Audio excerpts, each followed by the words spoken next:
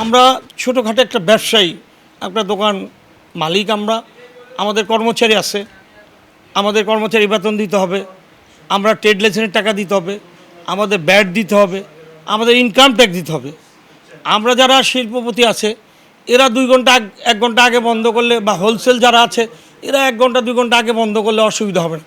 আমরা যেন মনে করেন সরকারকে আমরা ধন্যবাদ জানাই যে দেশের যে অবস্থা, এই অবস্থার জন্য এছাড়া কোনো বিকল্প পথ ছিল না। আমাদের একটি অনুরোধ যে আমাদের সকাল থেকে যে আমরা যেমন অফিস আদালত 9টায় খোলে, আমরা 12টায় খুলতে চাই।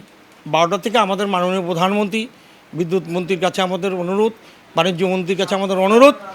আমি একজন বাংলাদেশের একজন দোকান মালিক সমিতির একজন কেন্দ্রীয় নেতা।